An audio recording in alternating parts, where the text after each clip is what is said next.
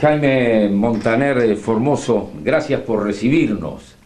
No, muchas gracias a ti, Dante. Un gusto y un honor que me hayas invitado a participar de este programa. Y vamos a aprovechar para hacer extensivo el saludo a los televidentes, que seguramente por tu labor periodística son muchos los tacuarembóenses que te ven, que tienen oportunidad de verte. Así que un saludo general a todos los televidentes también. Y la primera pregunta, sí. ¿Quién te puso? Porque la mayoría te conoce por Chato, no por Jaime, que es el nombre de tu padre, de tu hijo. Bueno, fue tan inicial en la vida el sobrenombre, que yo no sé si fueron los amigos, si fue papá, o quién fue, o mi padre, no sé quién fue. Era sobre todo para distinguir, porque mi padre se llamaba Jaime, y yo Jaime. La diferencia es que era Jaime Jacinto y yo soy Jaime solo. Y mi hijo se llama Jaime. Entonces el apodo es lo que me identifica de los otros Jaimes. ¿Naciste en Tacuarembó? Nacimos en Tacuarembó, como con todas mis hermanas. Nacimos en Tacuarembó, en la primera sección. En la casa habitación, como se solía ocurrir en aquellos tiempos. ¿Quién era la partera de Dora? Alcer, la partera Alcer, que era la partera genérica de todos los que nacíamos en esa época. Y mi tía Mirta, la señora de Eber Formoso, que era mi madrina a su vez, fue la que colaboró también, según me enteré después, me informaron, en el proceso de parto. ¿Es Alcer Blanco? Alcer Blanco. También era la partera de mi madre. Exactamente. ¿Y cómo fue tu infancia? Me imagino que feliz en aquel barrio de 18 y Olimpia Pintos, casi Elías Abdo. Estaba el bar que cerró por allá por el año 73, 75. Lito Bar era... Macedo primero, Lito Bar después. Y la infancia fue como la infancia de aquel tiempo en un Tacuarembó donde éramos mucho menos los habitantes, donde la comunicación no había alcanzado la espectacularidad, por llamar de una forma, que ha alcanzado hoy. Entonces los juegos y el relacionamiento barrial era muy importante. Estábamos, los familiares y los amigos, nos reuníamos en torno a la manzana, donde la bicicleta era el hobby principal de los niños aquel entonces. No había internet, no había tablet, no había celulares. Entonces esas actividades físicas eran las preponderantes en el desarrollo de todo Tacuarembó, ¿no? Era por barrio, habían grupos por barrio y cada barrio tenía su grupo, su barra, y bueno, y se jugaba al fútbol, y se andaba en bicicleta, y se corría carrera de bicicleta, y bueno, una vida muy sana desde ese punto de vista, ¿no? ¿Alguna guerrilla de piedras? También, exactamente, las distintas barras de los distintos barrios, también sucedía eso, ¿cómo no? Sí, una infancia normal, llena de amigos y de familiares, una familia muy grande, porque no te olvides que yo soy Formoso, Montaner Formoso, una familia muy numerosa, y todos coincidíamos más o menos en edad. Entonces se formó una familia y un grupo barrial muy importante, muy lindo y muy numeroso. ¿Cuál era tu primo más compinche?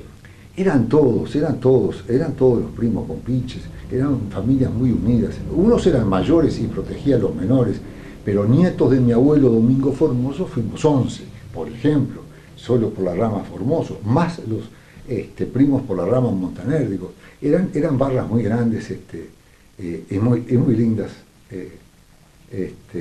que se manejaban normalmente con las cosas que teníamos al alcance de la mano, que eran esas. Eran pocas, pero escasas. Eran pocas, eran escasas, pero nos divertían y nos hacían muy felices en tenerlas. Chato, si uno dice Jaime Montaner Taroco, la gente piensa por lo menos el de Colachata Negro, que era una sensación, lo tenía él, Seco Aparicio, no sé si alguien más. Pero tu padre fue un hombre que en su juventud se inició vendiendo fiambres en bicicleta. Sí, el Colachata tiene una explicación un poco lógica, si se quiere, que brevemente te relato. Cuando trabajaba Y para adquirir el Cine City, donde tú concurrías muy a menudo y estabas bastante ligado a él, cuando tuvo que adquirir el Cine City, tuvo que hacer un esfuerzo económico muy grande, incluso vender el auto del momento. Al vender el coche que teníamos en el momento, nos quedamos a pie, la familia quedó a pie, sin vehículo, por un periodo de 6 meses, un año. Entonces, una vez que pudo restablecer y estabilizar de vuelta su economía, fue cuando, un poco para saciar la necesidad del deber cumplido, de haber hecho el esfuerzo, y con su familia fue que compró uno de los autos del momento, más grande, si querés, o con la chata, como te decís tú. Era un Chevrolet Impala modelo 60. Negro con tapizado rojo. Por ahí más o menos viene la historia de Colachata. No porque a papá le gustara ni lo deslumbraran los autos, no era un hombre que le llamara la atención esas cosas. Él tenía socios en el cine. Tuvo socios cuando iniciaron. Palombo. Cuando arrendaron, porque primero alquilaban el cine a un señor Santini que falleció, eran socios con Aparicio Palombo. Con Aparicio Palombo, exactamente.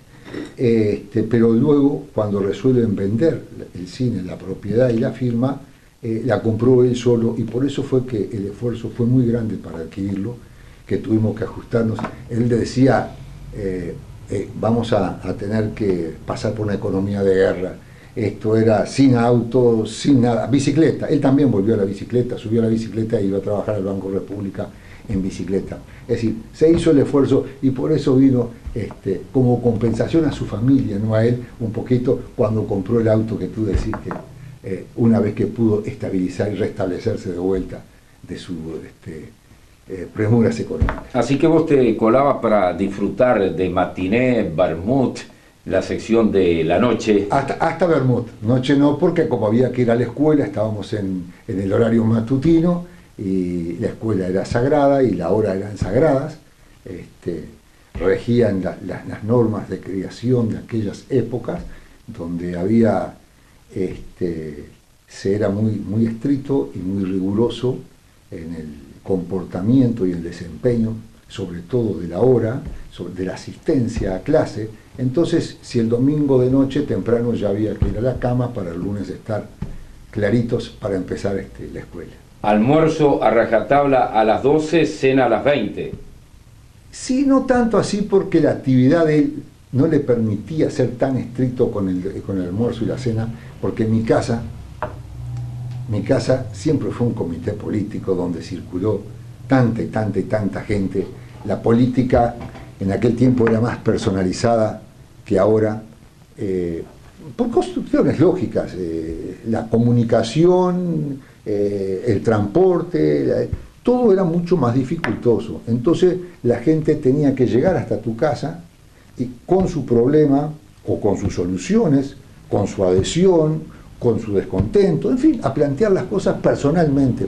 Entonces, en torno a mi casa siempre circuló un montón de gente, un montón de público que no le permitía ser estricto. Nosotros sí teníamos un horario más fijo, sus hijos teníamos un horario más estricto porque nos regíamos por los horarios de las clases. Entonces teníamos que estar en tiempo y forma pronto.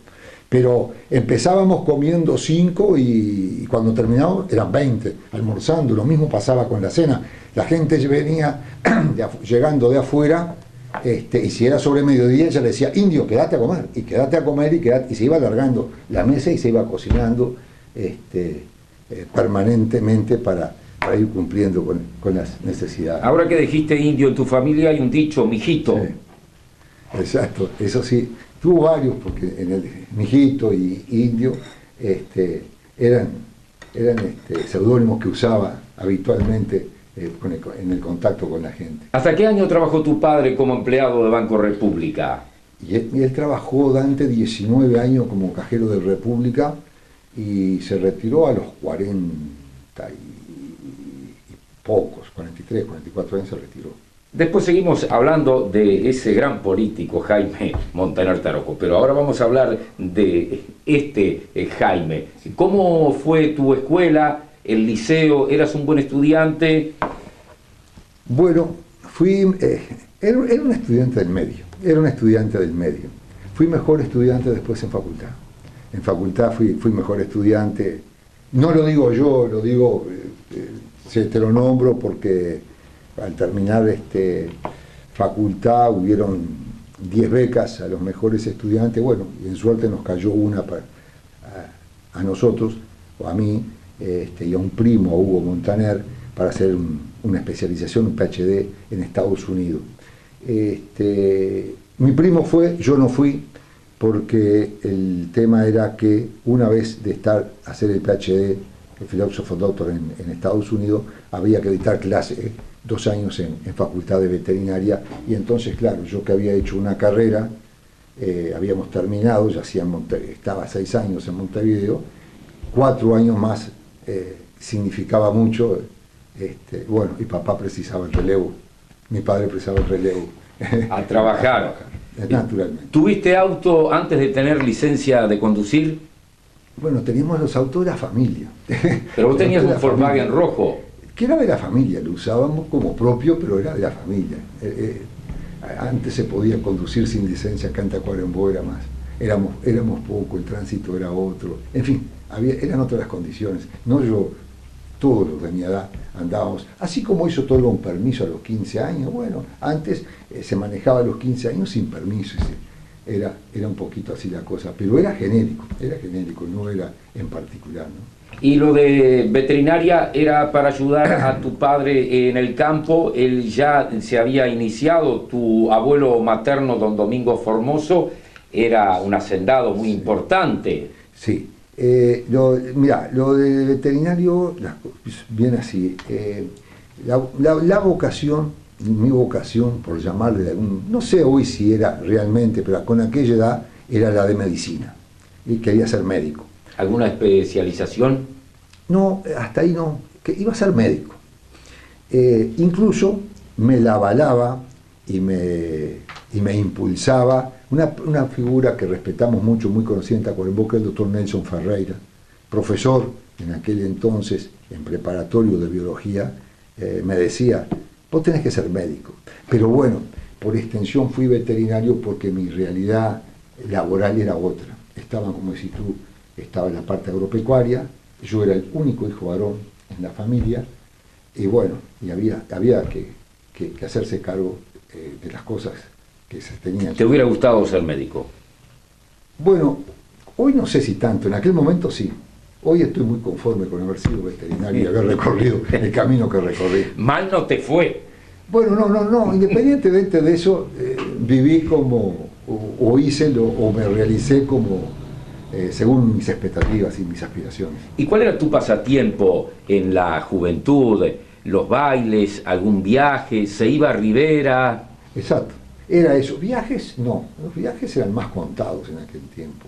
Pero sí, se iba a Rivera, sobre todo en carnaval, en fechas puntuales, a bailar.